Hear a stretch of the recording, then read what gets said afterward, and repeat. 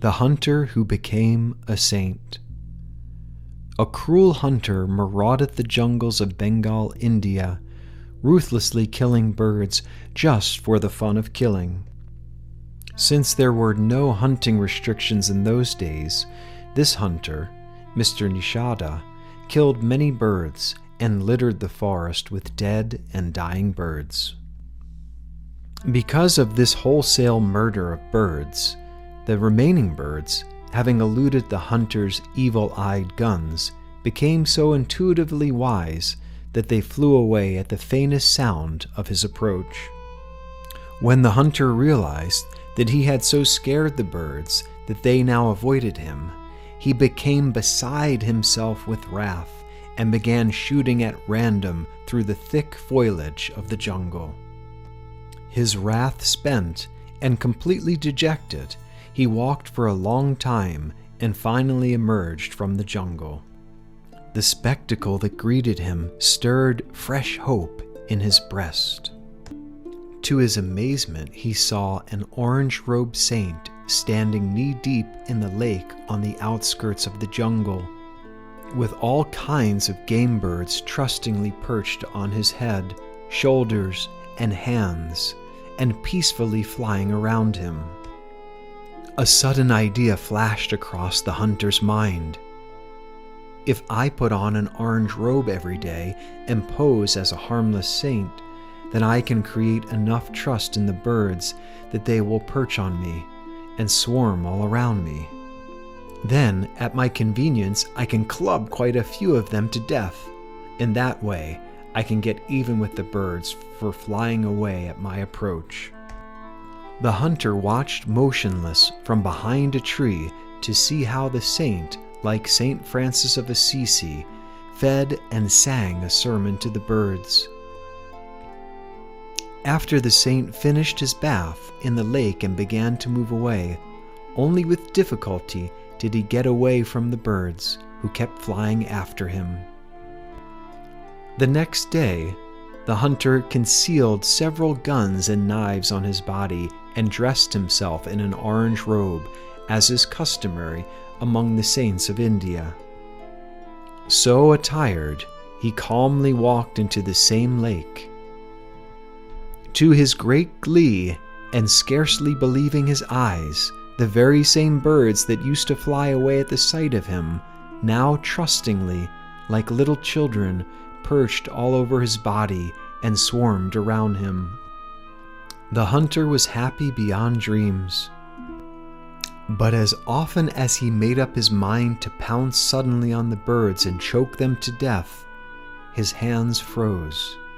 He could not do it. He did not have the heart to betray the birds that so innocently and trustingly found shelter with him. He began to sermonize within himself. I have been a hateful hunter, shunned by all the birds. But behold the magic of a saint's outward orange robe. Even though it has covered a wolf in sheep's clothing, it has caused the birds to trust even my very hateful self. Just think, the hunter reflected, if the mere outward garb of a saint can create so much trust and confidence in dumb animals, how much more trust and wholesome influence could a real saint create in people? Thinking this, the hunter threw his knives and guns into the water and walked away, determined to become a genuine, full-fledged saint. As he did so, the trusting birds followed him as long as they could, and finally parted from him reluctantly. After the hunter became a saint, he was known to wade daily into the lake and to feed the birds and sing to them. He made so many bird friends that all the watery seats of the lake were fully occupied by an audience of feathery folks. After making friends with the birds, the hunter saint became a great spiritual teacher who attracted all kinds of human friends, whom he served with the song of truth from the core of his heart. Wisdom Gem from Paramhansa Yogananda. We find that the hunter, just by imitating the garb of goodness, ultimately became good. Never forget that even though you cannot overcome your inner weaknesses all at once, it is right to wear the garb of goodness if you are sincerely trying to be good. It is better to imitate goodness than to imitate wickedness.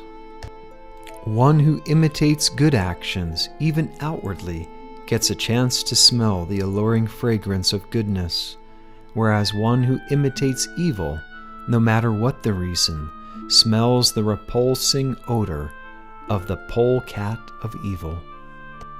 Of course, to deliberately use goodness to deceive people is the greatest blasphemy against God and yourself. But if you are sincerely trying to be good, don't let it bother you if people call you a hypocrite on account of a few failings. Why should those who are sincerely trying to be good be labeled as hypocrites when they are discovered doing wrong? To do so is a great blasphemy against God and His children. Judge not, that ye be not judged. Naughty or good, all are equally loved by God. God rejoices when His good children come back to His home of wisdom, but it gladdens Him most when He finds His naughty, prodigal children returning home from their truant wanderings.